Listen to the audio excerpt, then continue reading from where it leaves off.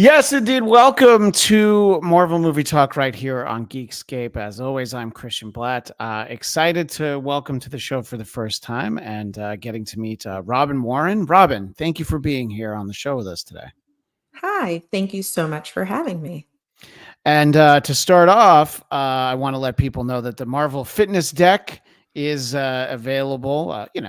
Wherever you buy books. It's not a book, but Yeah. you can find it anywhere like that. And just take a quick moment and kind of explain. I know it's got some cards and some different movements, and I think you would do such a better job describing it than I would, as I just about started to. And I'm like, you know what? She knows. So why don't I let you tell our audience about it?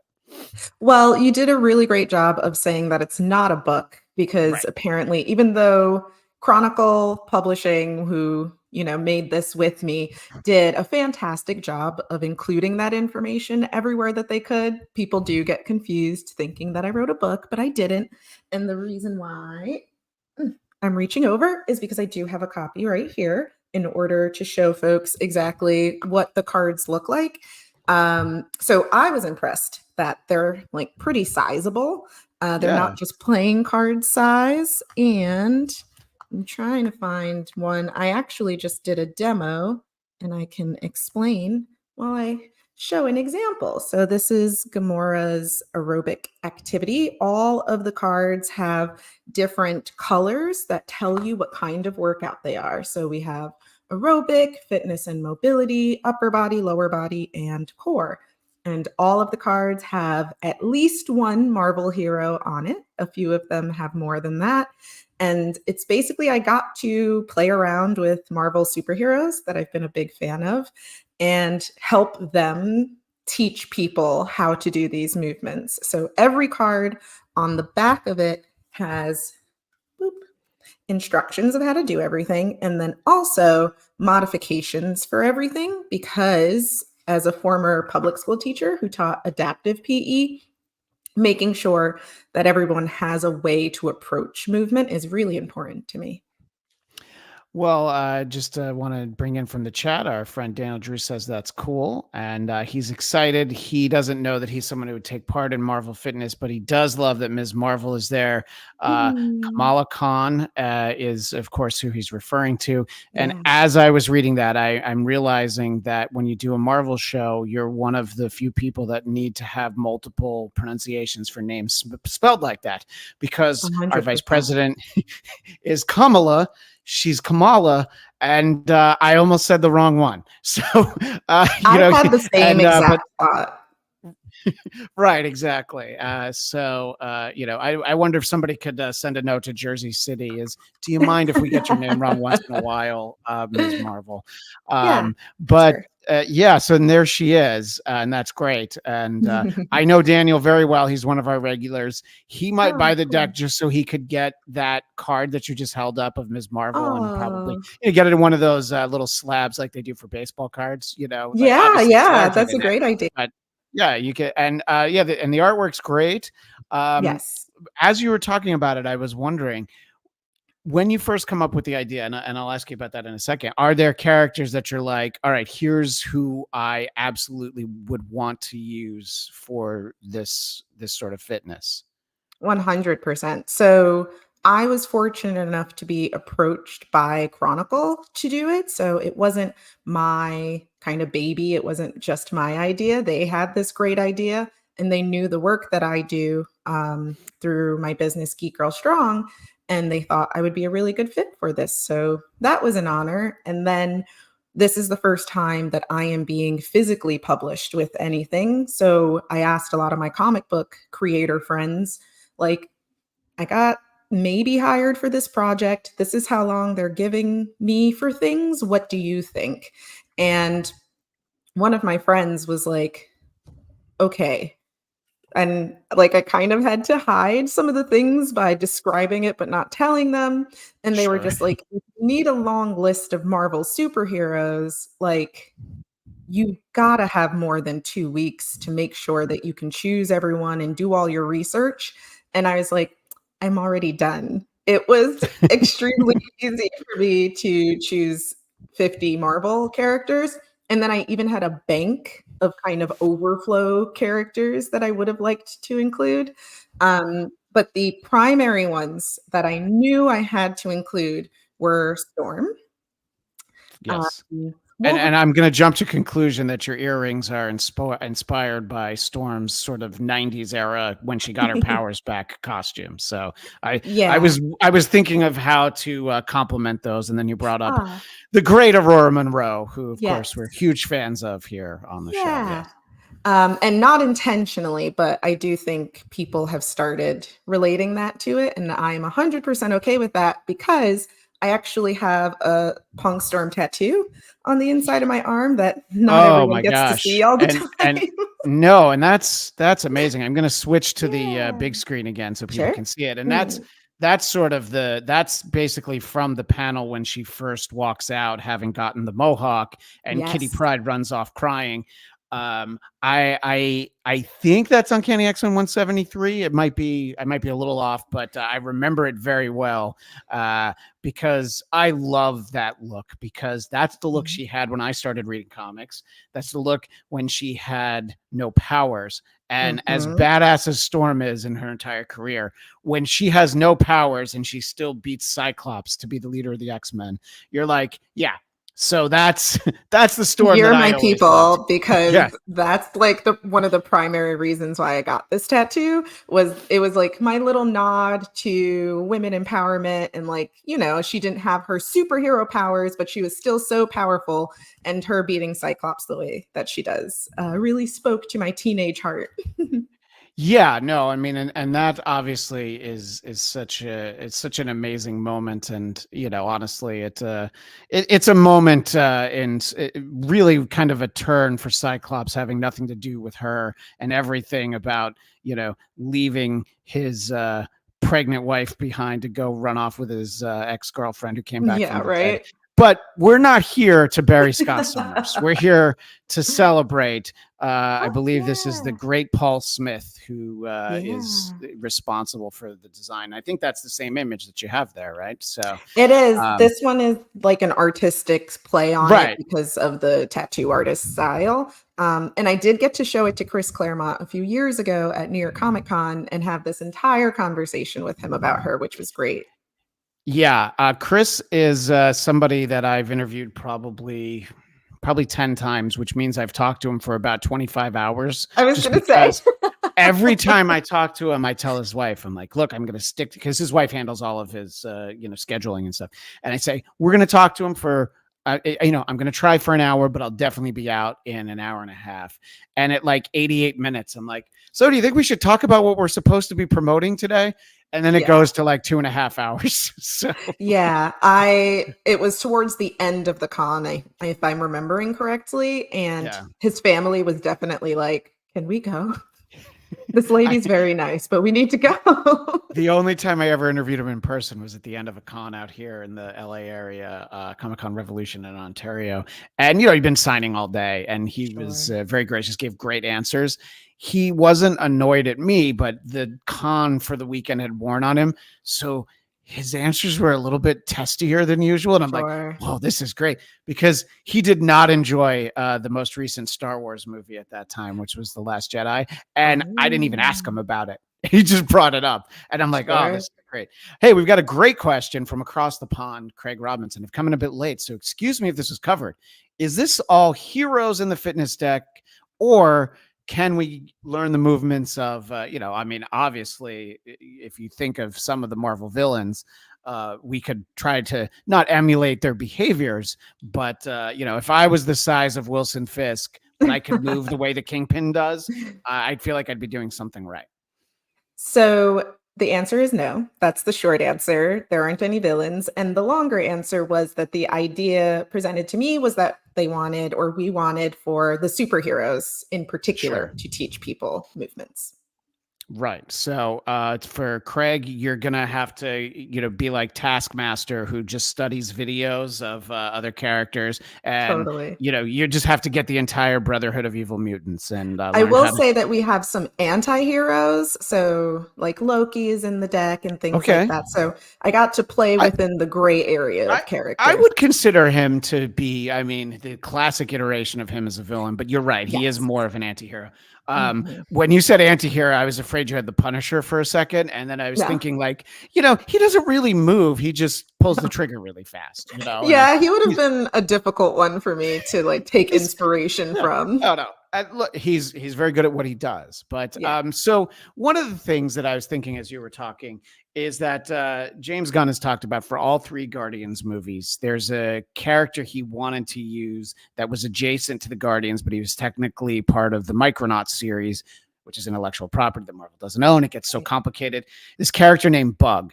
So he couldn't use Bug. Was there anybody, and you don't even have to say what the character was or the reason, was there somebody, hey, I'd really like this to be one of the 50, and you were told, well, that actually can't be a character?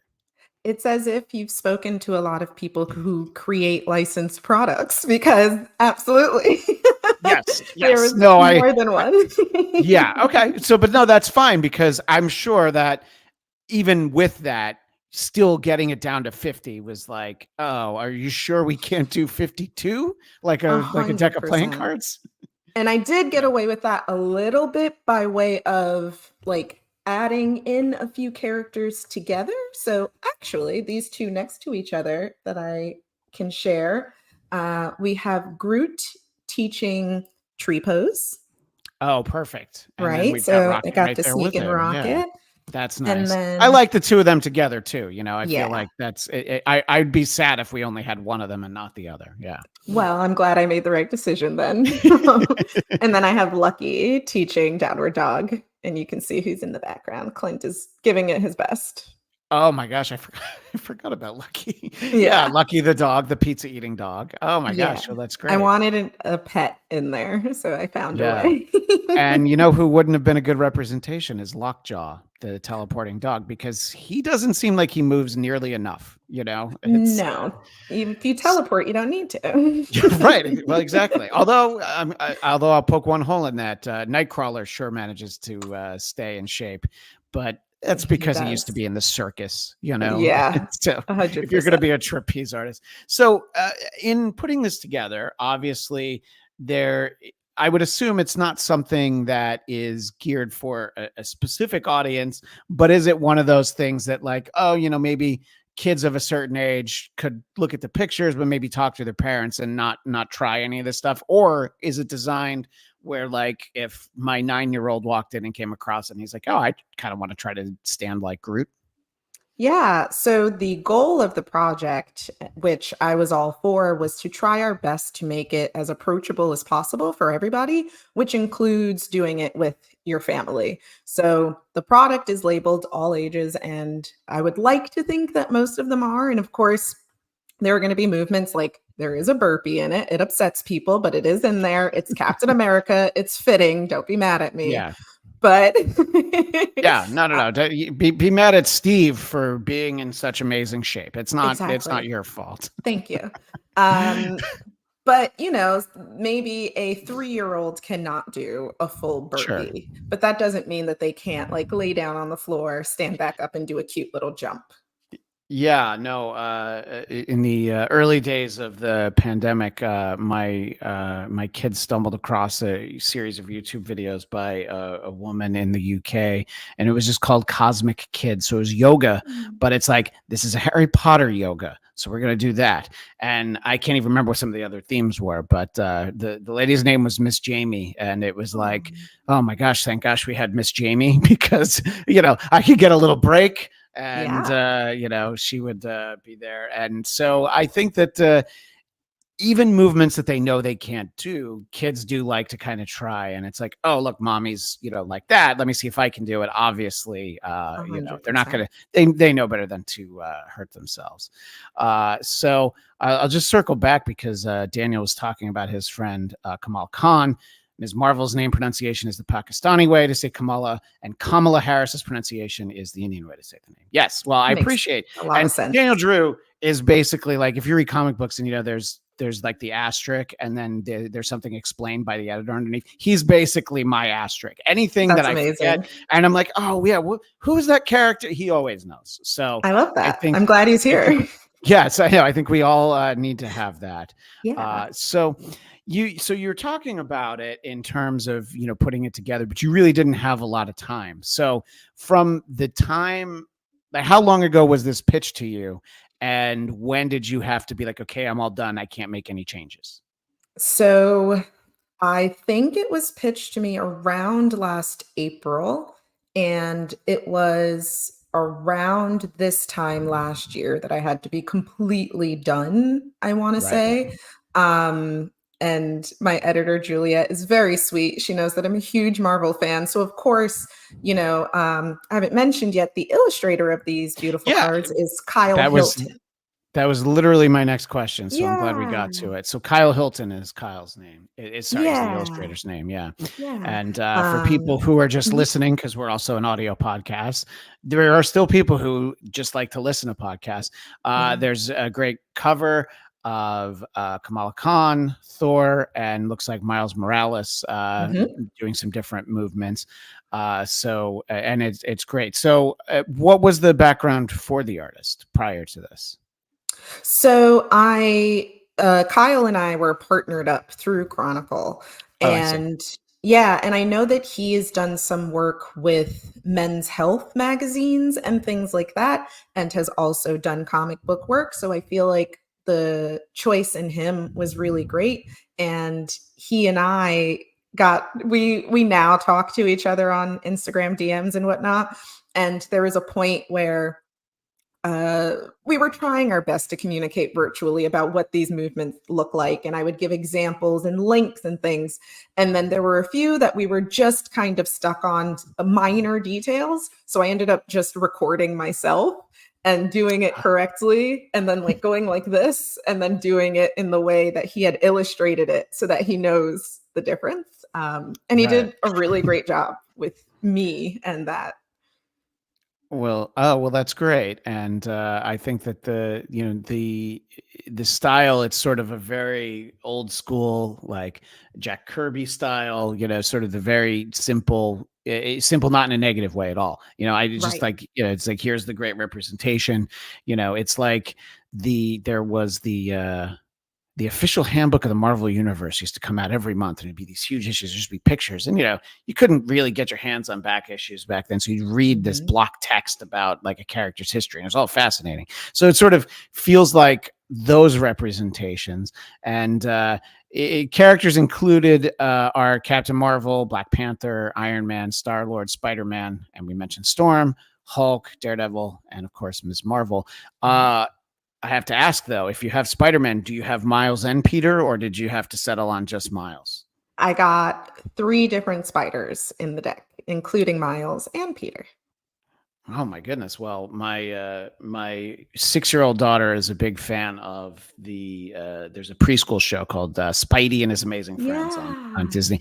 And she's actually going to be Ghost Spider, who is a version of Spider-Gwen. She's already got her Halloween costume, and it's August. So she loves those characters, and she tends to find the other cartoons might be a little scary for her. But I did bring her to the Marvels when it was in Oh, theaters. nice. It's That's the only fantastic. MCU movie that I've taken my kids to, because one, it was an hour and 45 minutes, Yeah. and I had seen it already, and I'm like, I'm pretty sure they're gonna like This the is good. kiddies.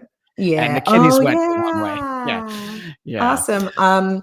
Ghost Spider is in there, and we are using that name, so I hope that your kiddo gets to see it and Okay. is No, excited. definitely. Yeah. I think she'll be very excited to see that. Yeah. Yeah, because Spider Gwen's actually not that character's name. It's just sort of what I think people started calling her. Yes. And yeah, but so in radio, we used to do this a lot for resets. Oh, I lost my guest for a moment, but Matthew Zizzo says, "Afternoon, who is your guest?" Our guest is Robyn Warren, and she has done the Marvel Fitness deck, and it is a collection of 50 cards that can give you some exercise and movements and things like that.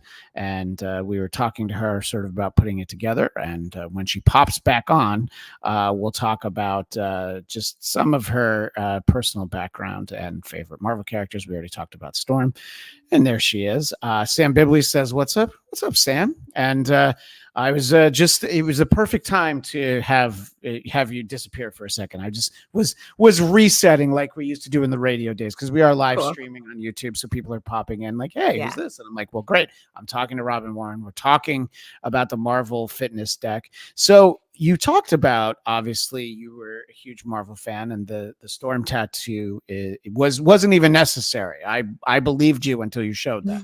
But what were some of the earliest characters that whether you were a kid or whenever, even before maybe you read or saw anything, that you just saw, what is that? Mm. Seeing a Spider-Man. It's this is a case for my earbuds. So you see some of these Oh, faces yeah.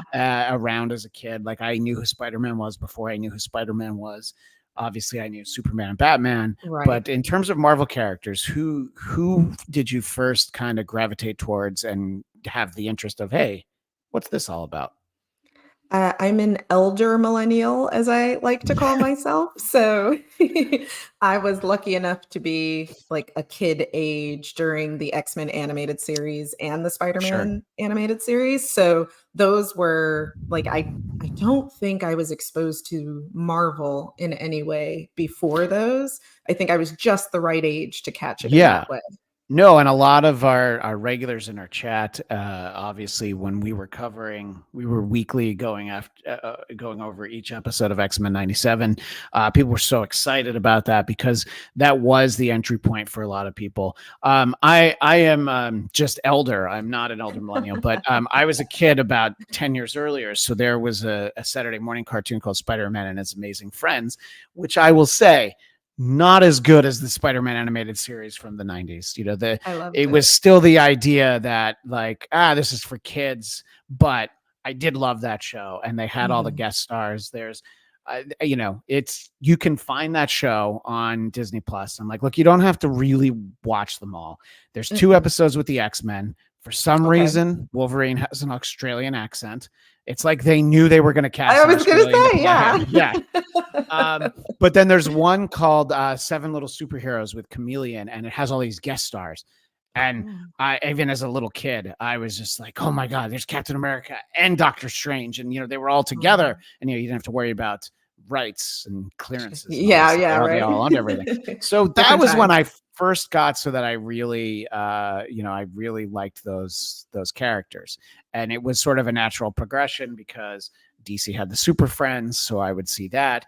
And then I also really liked Spider-Man Amazing Friends. The Hulk had an animated show, but I think I was a little scared of him, because I'd seen the live action Hulk, and I was not the right age for that. I was like, no, thank you. That might have been one of my first times seeing a Marvel character now that you mention it, because I'm pretty sure my mom had watched it at some point in my childhood, the live action Hulk. Yeah, it was in reruns on the Sci-Fi Channel at one point, and probably Yeah. syndicated as well. And the idea is that it was, I think, Lou Ferrigno who played the Hulk. It was Yes. great, and I've talked a couple of times to the creator of that show, a guy named Kenny Mm. Johnson, who also did a miniseries V that a lot of people remember from the early '80s, if you're old like me. But and so just talking to him about sort of what went into that, Mhm. and Stan Lee had some notes early on, and then he's like, you know what, you're doing a great job. I'm just going to stay out of Mm. it. And it's a very different sort of take, because a lot of times, the Wonder Woman show was the same way. You're not really going to Mhm. have the Hulk squaring off against supervillains. It's more he's going to Right. go from town to town and try to help people out. And then, the budget probably has, out of like whatever it was, 48 minutes, there's probably like 6 minutes of Hulk time. So Right. Yes. you're just waiting for it. But I remember when I was a kid, I was like, oh, I don't know. And then Mr. Rogers did an episode where he went and he met, he met with Lou Ferrigno. It's like, look, he's a regular guy, and they put the green paint on. I'm like, all right, I'm still scared, but if Mr. Rogers tells me it's okay, I guess I'm gonna have to feel all right about it. I should look Uh, that up. I didn't know that they oh had yeah, that kind of crossover. Yeah, he did the same thing with the actress who played the Wicked Witch of the West in the original Wizard of Oz, of course. Cool. So it was a lot of like, oh, you don't have to. I think it was a whole week of themed shows. Like you don't need to be scared by these things, you know. I love So that. yeah, so I think that helps. I was also terrified by a show called 321 Contact because the band Kiss was on and their face paint and the explosions and everything went on to become one of my favorite bands, but probably Oh, because I was terrified as a 3 year right. old. Anyway, that's not what we're here to talk about. So obviously the X-Men animated series it's sort of it's a really important moment, and we'll occasionally nod to things that we feel like turned out really well from what they call the distinguished competition. So there's that era where you get the X-Men animated series and Spider-Man comes a few years later. There was the Batman animated series and the Superman Yes. animated series. So it was like in the early it's like the calendar changed to the 90s and everybody's like, here's a crazy idea. What if we had these stories written by people who understood why the comics were popular and we made I don't know, this is crazy. What if we made them good and people cared Yeah. about the characters from week to week? And I think X-Men really lent itself to that. And I think everybody says that without the X-Men animated series, there never would have been X-Men live action movies, which means, of course, no Spider-Man live action movies, no Yeah. MCU. Where would Disney 100%. be without any of that stuff? I So, totally agree. so as you're watching it, I assume that the tattoo tells me that Storm really jumped out at you. But what was it that kind of drew you to the show watching it as a kid? I think, well, so I grew up in New York City. That's where I'm from. I lived there for most of my life. And that aside, just the idea of, and I think a lot of people say this for the X-Men, so it feels corny, but it's true that they were outcasts, right? They were weirdos. They were treated different by society. And I think that a lot of people from different marginalized groups, whatever one that you're from, really relate to that story, even though it's portrayed very differently. And one of the things that I can clearly remember about Storm was her talking about claustrophobia. And I just remember her being really scared and expressing it. And she's this huge, powerful mutant, but then you put her in a small space and like she can't handle it. And I think younger me just really related to and was just kind of drawn to someone who was so powerful, but also showed their weaknesses. Yeah, and I think that's why those characters are so well defined. Obviously, they're so well defined by Chris Claremont. A lot of those Mhm. stories, especially for the '92 series, a little bit less for X-Men '97, but even so, a lot of those are from those stories that he wrote. They're Right. those characterizations, and I mean, he had more than 15 years to really build up these great characters that you're Mhm. able to see in a lot of ways. One of the times I talked to him, he told me that when he went to the first screening of the first live action movie, and so Wolverine's driving with Rogue in the car, and he pops his claws out at one point, and she asks him, "Does it hurt?" And he says, "Every time." And Chris Yeah. jumped up and he's like, "Yes, finally somebody gets it." So it's Yeah. like you're always dealing with these things. And that's the thing about Wolverine. He's always in pain. He just Mhm. heals, you know? Mhm. And I think that characters like that, there's just so much more depth to them. And, it's like, yeah, they go to this elite school and this rich bald guy's mansion, but it's like they're all from the different corners of the world. So the Yeah. the new X-Men that come about in 1975, where I can't imagine how there might have been someone that it was a hard sell. You don't feel like, Stan or Roy Thomas, who was editor in chief at the time, were probably like, yeah, let's go for it. But to Mhm. have a team with an African goddess, she's literally being worshipped as a goddess in her first appearance, Mhm. and to have a Russian in 1975, Very good point. and a blue, for lack of a better term, monster who Yeah. is German, and you just have all these different characters. And Wolverine's Canadian; he's the least Canadian you'll ever meet. They're usually so polite, except for him. Right. You know, Immediately. so and I think that it goes such a long way, and that's why when people say things like, "Oh wait, when when did X-Men get so woke. Then when did Star Trek get My so woke? When did goodness. Star Wars get so? I'm like, have you ever watched? Okay, Star Wars is a bad example because Sure. right with Empire Strikes Back onward, yes, Yes. the first movie, sure, but I Yeah. mean Star Trek. I'm just like, I can't even have that conversation. There's an Star episode Trek from 19. Yeah, there's an so episode from far ahead of its 1966 time. where Yeah. there's the people with this side of their face is white and this side of the face is black, and they hate the people who this side of the face is black and that side is white. It's like, what are you missing? It's I so know. obvious, you I know? not maybe a few years ago rewatched a Next Generation episode where Dr. Crusher falls in love with an alien who appears to be like a human man, but they actually have like this parasite. I can't remember the name of their species, but like he has this parasite inside of him, and that parasite can just move bodies. And then he's later a Right. woman. And she comes to Dr. Crusher and is like, I'm still the same person. I still love you. And Dr. Crusher basically says, I believe you that you're the same person, but I don't think humans are there yet. And I'm like, so far ahead of its time, right? Yeah. Right. No, and I mean, and that's either the late '80s or early '90s, and I mean, I Right. think they had to do the same thing. And Yoda Worlds made they did in DS9 too. Deep Space Nine's a little bit of a sleeper hit because I think some people kind of fell off on it when Next Generation left. It continued to be great. I Mhm.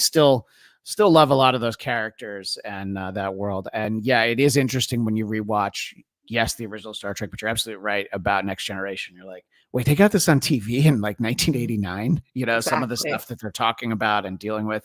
And look, there's a lot of stuff in X-Men. I've talked a lot to Chris and other creators about just like, yeah, you had to figure out ways where you'd understand, I mean, Mystique and Destiny are Mhm. in a relationship. Mhm. And, Chris had it all figured out. It's like, but we couldn't really put that on the page. You just have Right. to assume, Right. and Piece it uh, together. yeah, and then obviously now you can sort of do some of those things and actually tell the stories that you're intending. But you had the Comics Code Authority, and if you're talking about syndicated Next Generation or especially Fox Saturday Morning for the X-Men, Mhm. you really had to rein it in a lot.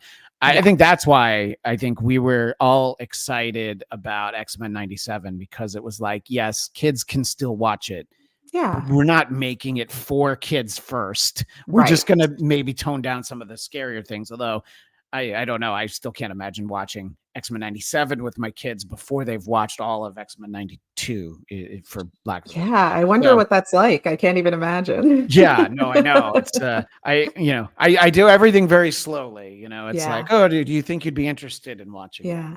But I do My think didn't Destiny and Mystique just get married in the Yes. comics? So They did, now, right? Yeah. absolutely, Yeah. yes. And then part of Chris's lore in his head is that Mystique's a shapeshifter.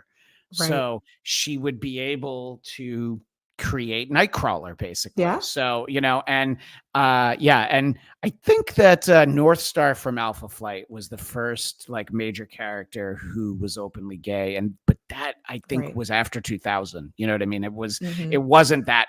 I mean, I guess that's a long time ago now, but it's not as far Yeah, back as some of these characters. absolutely. So to bring it back to the X-Men and the Spider-Man animated series, obviously you get exposed to just some of the great characters of the time as well as some of the classic characters, because the X-Men animated series did feature Cable and Mr. Sinister and Mhm. Mojo, some of the later characters. Mojo is one of my favorites. I'm glad that we got to see him in X-Men 97, even if it was for only half an episode. And then Spider-Man, obviously by that point in the 90s, it kind of turned into like, how can we get Venom back in the book sometime Yeah. this calendar year? So there's a lot of Venom. It's a very cool character.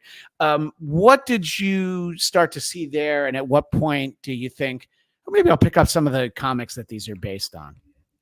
So, I was this weird mixture, and it's really not that weird. It was more common, but athletes in schools just didn't talk about the nerdy things we did when we went home. Sure. So, I was dancing from a really young age, playing sports from a really young age, but I also just had this interest in what people would consider like geeky things now, but didn't really have that name at the time. So, I was kind of secretly really into comics when I was younger. And then it wasn't until I was in college and someone I was dating worked at a comic book shop and I would get comic books a lot. Nice. And then I kind of got right back into it. Yeah, and I mean, and that's kind of, I mean, they figured out probably by the 90s, just sort of the value in collecting and republishing Mhm. things. So it's a lot of times, obviously it's big news that Robert Downey Jr. is going to play Doctor Doom. It's gotten some different reactions. Some people don't know if it's a good idea. I don't think anybody thinks like, well, he's going to be terrible in that movie. I can understand the Right. question of, Right. oh, do we Right. need him to play Doctor Doom?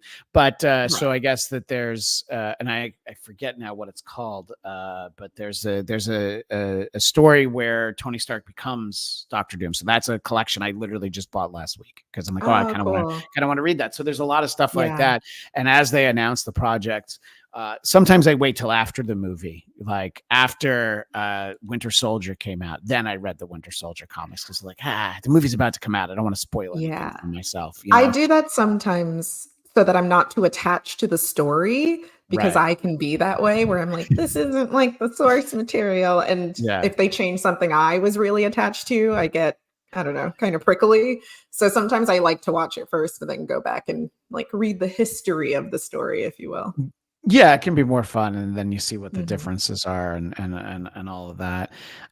Yeah, and obviously now, of course, there's specific apps. You have Marvel Unlimited, DC has one, and then you can also read a lot of things on Amazon. But the company specific apps, like I may have signed up for a few free trials of Marvel Unlimited. I'm not gonna lie. And then when X-Men '97 was on, you could get it for a month for 97 cents. I'm like, oh, I'm gonna Mhm. get every cent of that 97 cents worth. But Yeah. it's like all the comics from when I was a kid, all the comics that I couldn't afford to buy as back issues back then. It's just it's all there, Yeah. and for one of the shows I do here in Geekscape, it's called Geekscape Book Club. We'll alternate. We don't only have Marvel stuff on, so there are times where I would get the DC Universe Infinite, which doesn't roll off Sure. the tongue. So it's great that you can literally have any of these things. And Yeah. my son's 9, my daughter's 6, so I'm like, oh, what do you think? Anything I try not to push too hard, but the Yeah. idea that one day my son could sit there on his iPad and be like, oh yeah, I just read 50 issues of X Factor. I'm like, what? You did what? So Oh, there's always the dream that one day something like that will yeah. happen. So it's great just how readily available they are, and it's fun to see like, oh my gosh, like this one story inspired multiple movies, and Yeah. this series had a huge arc. So what's something that either maybe you read it afterwards or you read it and then they turned it into a movie or TV series? What do you think is, and I'm not going to make you pick your number one, but what's one like, Sure. oh, this was a great adaptation of this great story? One that is just at the top of mind because it just happened was the life death story for Yeah. Storm that they did in the animated series recently. And when I saw the title of the episode, I was really excited that they chose it just because it is a serious title and a more serious conversation to be had about her story. Um, but I was excited that they decided to do it in the Yeah, animated series. and it's so fascinating because conventional wisdom wouldn't be like, oh, this story where Storm is sad and spends half the issue refusing to get out of bed and Forge is Mhm. trying to cheer her up. You wouldn't go, that would make a great cartoon. Uh, Exactly. but it did, It and it was did. great. And yeah, both of the life death stories that Chris Claremont did with Barry Windsor Smith are both amazing. And I mean, I was a kid reading that, and I'm like, I think a lot of it's over my head, but it's Sure. just also so in depth, like really getting to understand this character, and I think those are a great example. The example I often use is that there have been multiple attempts to turn Dark Phoenix into something on the screen. There were 2 movies, but the only time they got it right was the X-Men animated series did a week of it. And I remember because it was my first year in college and sort of what you were talking about, like, oh, I'm much too cool to be watching cartoons. So Right. I had a VCR in my dorm room. So I like recorded it. I'm like, man, I hope my roommate doesn't turn on the TV and realize what That's I'm very cute. recording every afternoon at like 3 o'clock. And then I'm like, oh, he's got football practice. Great, I'm going to watch it. So that's sort of a thing. And yeah, I think anybody who's, we've got some great people in the chat. Anybody who wants to throw in any of their favorites, Yeah. we don't need to point out the ones that maybe didn't work for us, although I guess I kind of did that. But I'd rather focus on how great the Yeah. animated series did. And I And think, go ahead. I was just going to say the Dark Phoenix story is one that I got to read later on in a like trade paperback collection format. And then Life Death, I had it gifted to me like the original single issue comics, and then I lost them in a flood in 2021. Oh, no. Another friend heard that I lost them, and because of my tattoo and everything else, actually found them on eBay and got them Yeah. for me again. So shout out to Ivan. Thank you. Yeah, no, and that's great that somebody. Yeah, the Dark Phoenix I didn't read until years later as a collection. It's the same thing. It was like I grew up in like Orange County, New York, like 45 miles northwest out of Manhattan. We were pretty far from everything. So when like the local newsstand stopped carrying comic books, it was like, uh-oh. I don't know. I subscribed and got them in the mail, and sometimes you'd be in another town, like, wait, they have comics at the supermarket. Yeah. So it got really hard. But the point of all that is when I first was able to go to a comic book shop, it's probably when my brother was old enough to have his driver's license, and I was like, this has like all the issues of Dark Phoenix, and I don't know, it's probably like $20. I'm like, that's worth saving $20 for, because these stories are so important. Yeah. So when you actually get to read them, you're blown away. And I've periodically, when I've had access to apps like Marvel Unlimited, I've thought about things of like when I started reading Spider-Man. The Hobgoblin character had sort of gone away for a little bit. I'm like, I've never read when he was first introduced, so I read like a year's worth. I'm like, these are great, So it's fun to have the time to actually go back, and I think having the apps makes it a little easier, because I think my wife would notice if I bought trade paperback every time, but likely. Keeping the costs down and the space down, our local library does have some great trade paperback collections that That's a great some way of them to are do more it. recent, and it's great. And a lot of times your local library has access to apps and things that you don't realize. Yeah. Even So just digital yeah, copies of the comics you can rent through like the Libby app, yeah, through your public library. That's something I've done that I really yeah. like. And my wife keeps renewing an audiobook that is only available sort of as like a stream through the library app, but it's a long book, so she keeps reading it, and I've done that. it's Yeah. a great option. But Craig Robinson says, I'm not a comic book guy like Daniel, but I did like the transition from X-Men animated series to X-Men Evolution. That's a great point. I think a lot of people don't talk about the X-Men Evolution show. Agreed. One of the things I like about it is that it featured my favorite character from when I was a little kid, Kitty Pryde. So anytime that you get Kitty, who I feel like has been very underserved, Yeah. over 100%. the years, but I think that it's great. I'm always figuring like, okay, well, she wasn't an X-Men 97, maybe next season X-Men 98, whatever it's called, they'll figure it out too. And of course, Daniel also loved X-Men Evolution. Yeah. And I think I was at the like I'm too old for cartoon like pause in animation watching when that came out, but I have seen episodes periodically, and I remember being, I guess I must have been a teenager at the time. So this New York City teenage girl. And I remember noticing that their style had changed from the animated series, right? Like the clothing was more of my age group. So that was something that actually I just related to and I remember starkly from the show. yeah, and I think that there have been some very different looks for characters like the X-Men, obviously in different eras. And I think that I was trying to find an image of X-Men Evolution. I keep wanting to call it X-Men Revolution, but that's wrong. Yeah. But what I'm realizing is that this is sort of an early concept sketch. So it's not actually what we had, but it looks pretty cool. So I'm sharing it anyway. That is very cool. Yeah, and I think the cool thing about that is that, for animation, at least since they did away with the Australian voice, the voice of Wolverine's always been the voice actor Cal Dodd, and Yes.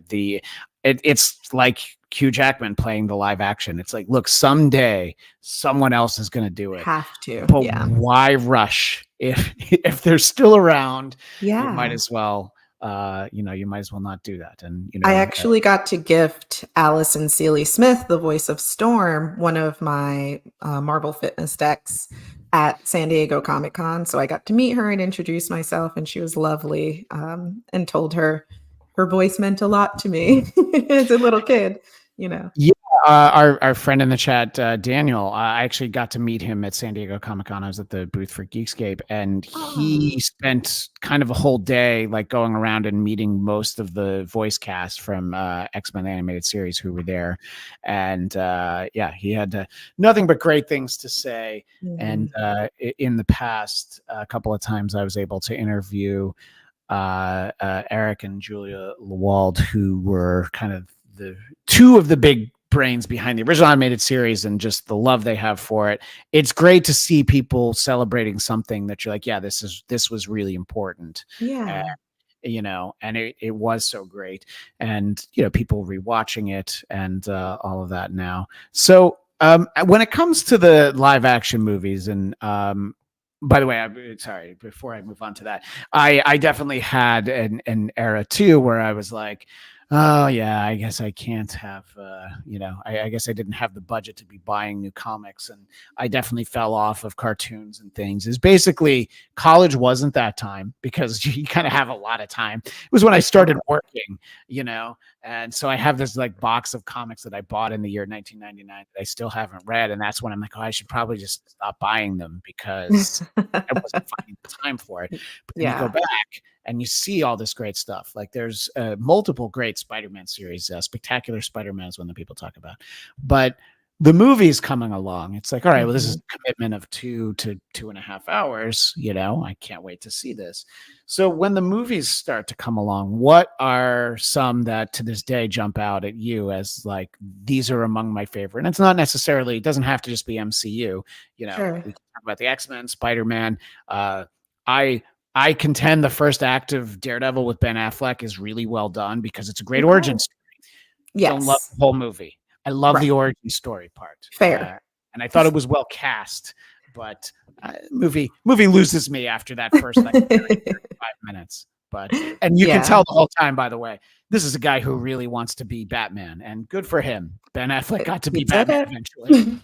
But anyway, so what were the movies that you saw that were Marvel characters that you thought were amongst the best and still really hold up maybe so many years later? As I like to call them, the Toby Spider-Man movies. Sure, of course. Um, those were really big for me, not only because I really enjoyed the movie growing up, but because I think both for the first and second soundtracks, they were some of the first CDs that I bought by myself, like with my own Right. money kind of thing. um, for those who might not know what a CD is, I'm just kidding. Yeah, it's like imagine a coaster, but you'd put it in a machine and it played music. Although now that vinyl's back, it's like a small record and Yes, it played it's with lasers. tinier. Yeah, exactly.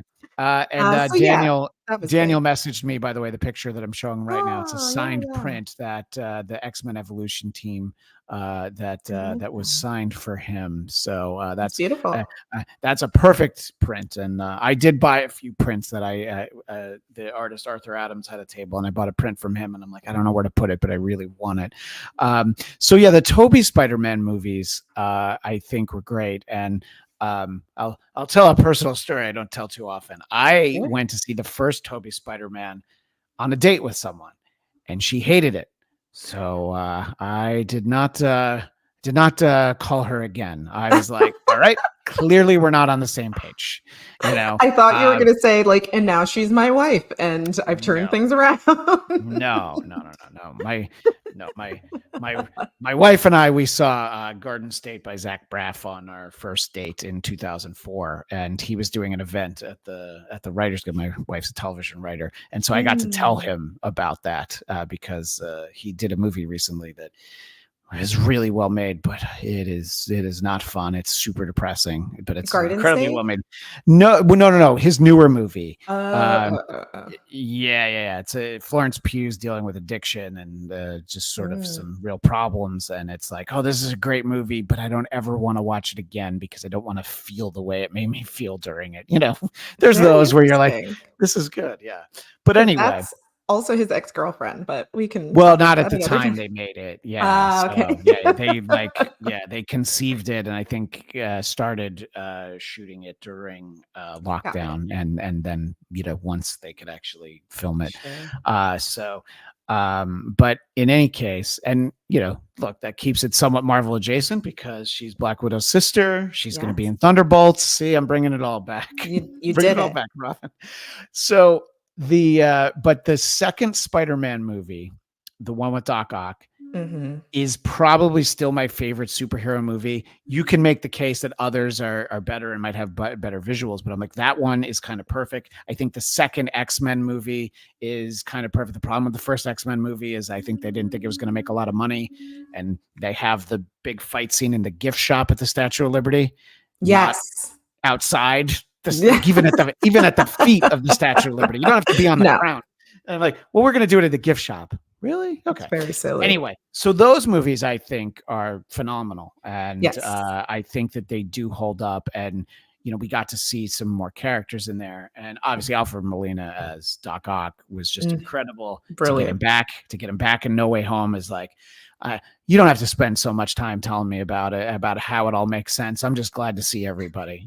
That people were like, "Fan service," and I was like, "I'm fine. I will be Yeah. served with this. This is great." Yeah, exactly. There's a lot of those times where it's like, Deadpool and Wolverine, people are like, oh, there's too much of the screen time is fight scenes. And like, you're 100% right. But then I think about 11-year-old me inside. And if you had told me that's like, oh, yeah, Wolverine's going to fight and kill a lot of people for a whole movie, I'm like, sign me up because Great, that's all I yeah. wanted. Like, there's this idea that they could one day tell the story. I assume you've seen Deadpool and Wolverine. I'm not Yes. really spoiling. Okay. I just wanted to make sure, but there's like one of these quick little Easter eggs where you can see the Hulk and Wolverine's claws. And so when we were talking about this on the show, I'm like, look, if they want to do a movie where Wolverine fights the Hulk for the entire movie and they don't give us any character development, they don't break away from the scene for 90 minutes, it's just the whole fight, I'm going to see it 10 You're in? times. Okay. Yeah, I don't care. And I realize those things are important. Sure. But there are certain times where I'm like, I just don't need it, Yeah. just give me the great story. Yeah. So yeah, but the Tobey Spider-Man movies obviously also very important. The third one's a little unfortunate, mostly because I like Topher Grace and everything else he's ever done. But Yeah, I'm like, he's oh, good. you're not Venom, yeah. Yeah. But No. yeah, Yeah. Yeah. yeah. Uh, I just really liked those movies. And I heard someone not too long ago say that like Toby was the best Peter, Andrew the best Spider-Man, and then Tom was like the baby of Best the of both. two. Um, That's really interesting. I yeah. understand that. What I like best about the Andrew Garfield ones, I think he's a very good Spider-Man. I'm a little bit of an apologist for those two movies. I will go out and say how much I like them, and Mhm. not everybody does, and that's fine. The scenes with him and Emma Stone as Gwen Stacy, I'm like, oh yeah, this could be the whole movie. Like they're so good together. And Mm. yes, they were actually together in real life Yeah. at one point. But that notwithstanding, it's like that stuff's so good. And I think, whether it's Tom Holland with Zendaya or it's Toby with Kirsten Dunst. Kirsten Dunst. Thank you. I pictured her, and then all of a Yeah. sudden her name wasn't on the tip. Yeah, they're all very good, and I'm not even saying that. It's just I felt like, oh, you really believe that these two people, they love each other, They but they love each kind of poke other. at each other in the way where they're making Mhm. fun. But Tom really does, I think, unite both parts of Spider-Man like Yeah. neither of those had done. So, and also the nod to Tom Holland for at least when he started, he actually looked like he was in high school. He It's did. He's a it's been a few baby. years now, but Toby, I was like, well, is this Peter when he was in grad school? Oh no, he's still in. Okay, all right. I was still young enough for them to trick me into thinking I was supposed to look like that. Yeah, you Well, know? and I grew up in an age where, there were 30-year-olds on Beverly Hills 90210 pretending they Right. went to high school. So it was like, Yes. you're telling me Ian Ziering is a 10th grader? Yeah. Okay, you know what? It's And fine. I was so young that I totally bought it. Yeah, right. Exactly. I think that there's always a lot of that. Well, before we wind things up, and we'll remind everybody about the fitness deck. What stands out for you of the actual MCU films? What do you have a favorite? Is there a best in your mind, or is it more like, oh, there's like four movies that are all kind of, depending on the day of the week, they might be my favorite? I think I don't know that I can pick a best, but I do think of a few when I think of MCU movies that really changed comic book, pop culture, movie culture, just like felt like something shifted. And I think that's the first Iron Man. Um, Yeah. I think that really did something. And Guardians, the first one, Guardians of the Galaxy, as well as Black Panther. And I'm sure there are other ones. And I'm excluding like the Avengers movies because those Yeah. were, a whole thing in and of Well, themselves. to cast a little side eye at DC for a moment, it's not that easy to put all your characters together in a team movie. And the No? first Avengers that they did was like, look at this. This all worked because we cared about all of them. Yeah. That's all you have to do. And no, Mhm. Hawkeye hadn't been around before. It was fine. But it was like, yeah, you gave them a movie, you put them together, it made Mhm. sense, and then you sort of built the threat level each time. I think that the Avengers, they sort of slotted it when they did the phases back when we had phases. They had them all arranged, I think, in the right way. I do And too. I agree with that. The thing that I was impressed most about the Guardians was when I saw that movie, when you see the trailers coming out, the only character that I really knew we knew him as Rocket Raccoon, Mhm. it just not just Rocket.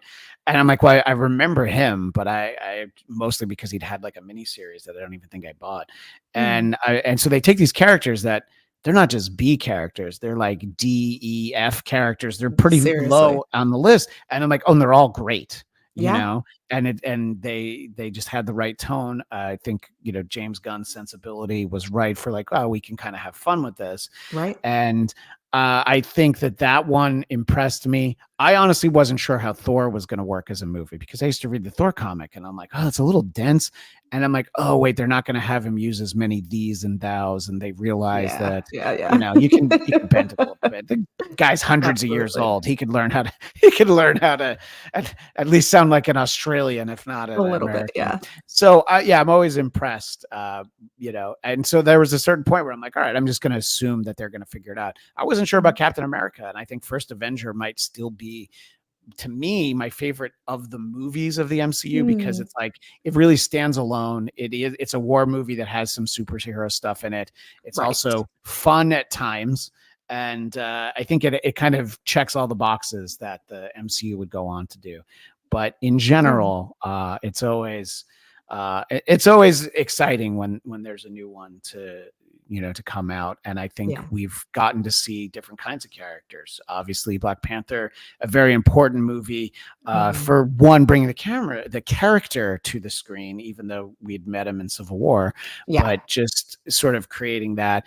And I think that they've done a great job. I saw Shang-Chi with my wife, who's Chinese American, and she thought it was Mm. great. And she was just like, I just wish that they'd had something like this when I was a kid, So that's sort 100%. of her, by the way, her and her sister's favorite X-Men character was Jubilee because it was like, Yeah. oh my gosh, You there's see an Asian on yourself. the screen. Yeah. 100%. And yeah. And it wasn't something I had thought about. And I'm like, oh yeah, of course, because, you know, to me, I'm like, oh, well, yeah, Peter Parker and Scott Summers kind of look the same. They kind of look like me. And you don't really, Reed Richards, except, Yeah. the white on the side. So anyway, so I think it's great that they have featured so many of these great characters.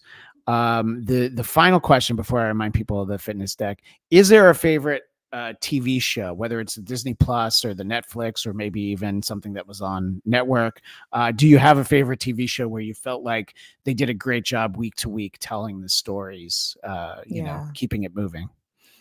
Um, Jessica Jones. I think that was my favorite. I I in the same way you were talking about Guardians being like D-list, I'm a huge fan of the Defenders and Heroes for Hire and Sure. those like people who are kind of just saving New Yorkers. Yeah. And Yeah. so that entire group, I used to cosplay as Misty Knight. I really have love for them. Oh, that's great. Yeah, Yeah. and getting Misty in that, and sort of in that universe, we also get Colleen Wing. You know, we start to Hmm. get all of these, and there were definitely some rumblings for shows that we never got when the Yeah. Netflix deal expired. But Yeah. you never know. Jessica Jones. It's funny. That's the only instance of one of those streaming Netflix shows where the day it premiered, I'm like, let's see how many of these I can get through. And I watched 10 of them.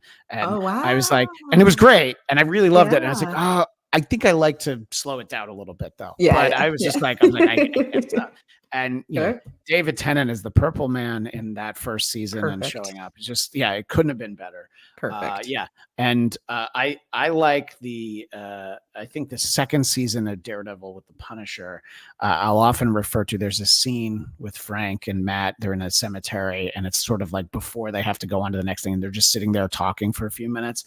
And I will often say that it's not just like, oh, this is some of the best acting in a superhero Hmm. movie or TV show, some of the best acting ever that I've Yeah. seen. They're Yeah. so good. Fair. And, you know, John Bernthal coming back as Punisher and Charlie Cox coming back as Daredevil. And Mhm. I know that we have people in the chat that are big fans of Agents of S.H.I.E.L.D. And I did watch it all the way to the end. I I did watched watch it all the it. way to the end. Yeah, Yeah. I'm going to jump on Ivan's bandwagon and go Agents of S.H.I.E.L.D. for Yeah. life. If one of our regular channels, if Ivan Soto was here, he would be talking about Agents of S.H.I.E.L.D. Got it. And I love those characters. I got attached to them, and it's sort of like canon adjacent now. I don't really Sure. know where it falls in, but I had fun with it. Yeah. Well, I also had a great time talking with you, Robyn Warren, who is responsible for the Marvel Fitness deck. And I meant to make a note. I'm sorry, what was the artist's name? Who Kyle Hilton. Kyle Hilton. Yeah. And so people can find it in bookstores or online Everywhere. book retailers, but it's not a book, is it? It's not a book. It's It looks not a like book. this. Yeah, right, exactly. And it's yeah, you know what I'm thinking about as you hold it up, I'm like, oh, I think I know what shelf I would find that on, you know, Yeah. Yeah. I think so. at my local bookstore. And obviously, if people want to know more about you and what you're up to, I know that you're at Geek Girl Strong. Is that on Yeah. all social media, or is that why don't you give your where people can find you? Sure. I'm at Geek Girl Strong everywhere. We worked very hard on the branding. The website is geekgirlstrong.com. So if you find me there, say hello. Yes, absolutely. And you can let her know what you enjoyed out of the fitness deck, what some of your favorite moves were, and you know, if there's ever a chance for a villains deck, people can start submitting. Here's my 50. You know, that Yeah. I'd I like to see. mean, tell them you wanted, and maybe I get another gig. So Yeah. This is interesting. Daniel Drew says, looking for it online, two places I saw were book sites, or it had book tacked onto the end of the title. So, but interesting. fitness deck or well, Yes. no, Marvel Fitness Deck. Those are the Yes. keywords. Yes. And it's great. I like when people behind projects like this are people who care about the characters, are familiar with the characters, and have a love for the characters. Yeah. And I think that's sort of what I was talking about. Like, once you kind of got to the 90s, people really like grew up with X-Men and Spider-Man and these things, and they're like, we want to make it really good. So Yeah. it's been great getting a chance to chat with you. Same. And hopefully we have occasion to talk again soon. But I hope so I'll too. mention one more time, Geek Girl Strong is where people can find you, and the Marvel Fitness deck. We will not be back with this show next week, but Eric Connor and I will be doing Geekscape Book Club, I believe, next Thursday night. We'll be talking about a recent Spider-Man X-Men crossover called Dark Web that I hadn't read. But as I was saying to Robyn, I come across these trade paperbacks at the library, and I'm like, ooh, I want to read this. It's Spider-Man and the X-Men. So you can find us talking about that. And we've got some great stuff coming up as we get ready for Agatha All Along in less than a month now. That'll be our next thing. And I love Craig Robinson's sign off of Later's Gators from, of course, Moon Knight. Anyway, thanks again to Robyn Warren, and thanks everybody. And as the great Stan Lee would say, Excelsior.